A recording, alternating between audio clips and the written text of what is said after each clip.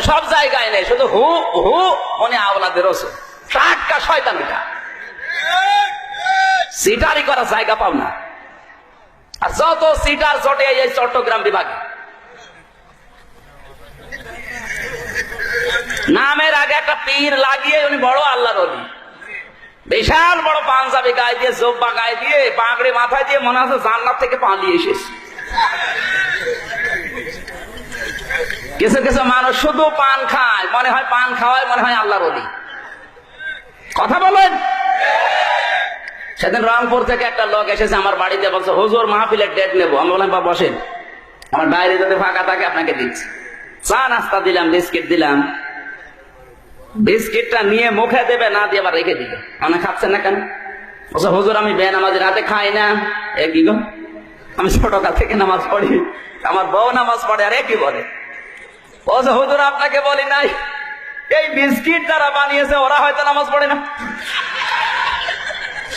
চিন্তা করলাম আল্লাহ মনে হয় জান্নাত থেকে পালিয়ে এসেছে। এত বড় আল্লাহর ওলি আমার ঘরে, আর আমি কিছু টের পেলাম না। এই দাঁড়ান, এই বিস্কিট কোন বেনামাজি বানিয়েছে এই সন্দেহ করে আপনি খাচ্ছেন না? আপনার শরীরে যে বিশাল পোশাক আশাক, এগুলো কোন বেনামাজি বানিয়েছে? কোন বেনামাজের গার্মেন্টসে তৈরি হয়েছে? এত যদি সফি দাবি করেন, সবগুলো খোলেন, জিনিস বের করে যান।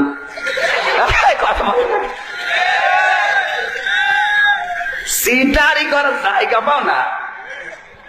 পরে কল দিলাম রংপুরে বড় ভাইয়ের কাছে যে এরকম একটা লোক আপনার বাড়ি থেকে এসেছে, আপনার এলাকা থেকে। লোকটা কেমন? বলছে ওরে বাবা তো টাটকা সুদখোর, এলাকায় টাকা ছেড়ে রাখে, টাকা আসে, ওই টাকা তোলে, উনি খায় আর আল্লাহ আল্লাহ করে। এই কথা বলেন না কেন? এরকম আল্লাহর ওলি আছে না নেই? কুষ্টিয়ার বড় বাজার, যেখানে আমি জমান নামাজ পড়াই, একটা লোক শুধু জিকির করে, কোনো কাজ করে না। জিজ্ঞাসা করলাম ভাই আপনি কি করেন? আমার কোনো কাজ নেই। কি খান? যে বাবার জমি ছিল বিক্রি করে ব্যাংকে রেখে দিয়েছি 35 লাখ টাকা, ওখান থেকে প্রতি মাসে আসে প্রায় 40,000 টাকার মতো লাভ আসে। ওই লাভ তুলি খায় আর আমি আল্লাহ আল্লাহ করি। আমি ভাবলাম আরে ভাই এত সুদ, এত কবির আগো না। বলছে হুজুর আমি জানি,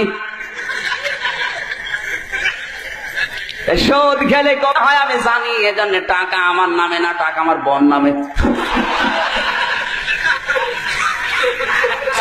কত রকমের সিটারি চলছে দেশে গো। আমি শুধু বাজার করে নিয়ে আসি, বউ রান্না করে দেয়, আমি খাই, কোনো গোনা নেই। গোনা যদি হয়েও যায়, জিকির করি আর নামাজ পড়ি। নামাজ জিকির আর ওই গোনা কাটাকাটি, মাঝখানে জান্নাতে যাব ফাউ। এই ধান্দার মানুষ আজ বাংলাদেশে বেশি। কথা বলেন ঠিক কিনা?